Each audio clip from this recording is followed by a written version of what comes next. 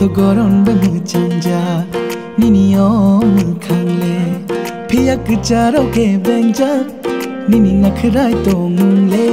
athu kiri hachung saja nini yo shagdukle phiya kcharo ke benja nini miri ko mule kerong raida angkhunaya nung pui tuk kelai de tong khlaya olang mashimia mol brum brum nino nung le ani bag shimino nung le ani bag shimino nai thong gorun bai mu changja nini o mu khane phiya kcharo ke benja nini nakhrai to mule nai nai ke yam roksha hai mongsha bushia hai phiya angshimi shai manja nini bishing ni tong mule kerong raida angkhunaya nung poi to khulai de tong klaya olang mashimia mol brum brum nino nung le ani bagui shimino nung le ani bagui shimino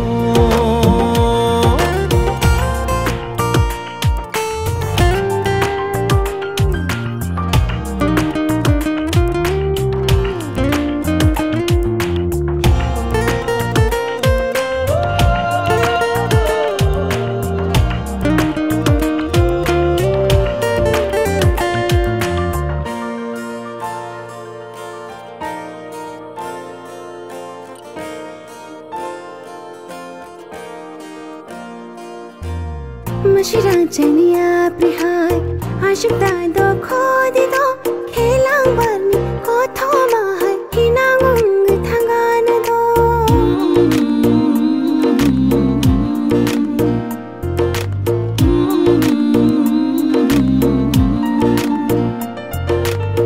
thang ham jak ma tong fano me the bui tong ra di do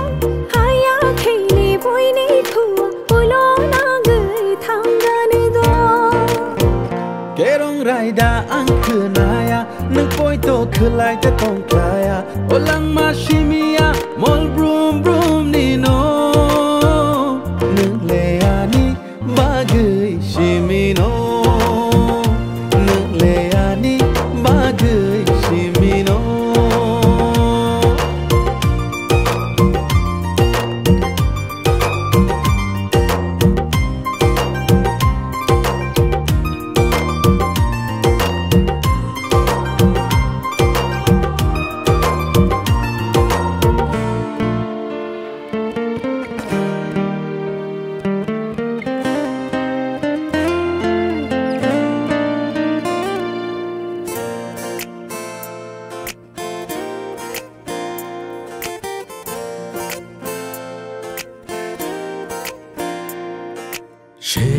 Sherek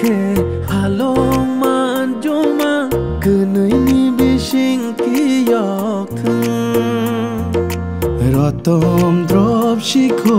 chini shmaile te shayar rag rathu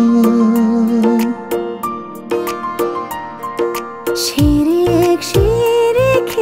halong man joma kunui ni bishing ki yok rotom drop shikho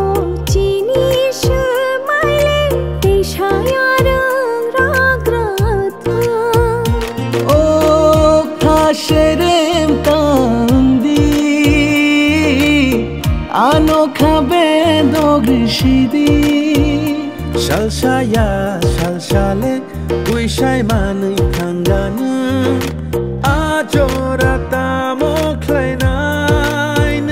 ajora no awan shuya tamang no ya shai manya fiala mashimia mol brum brum nino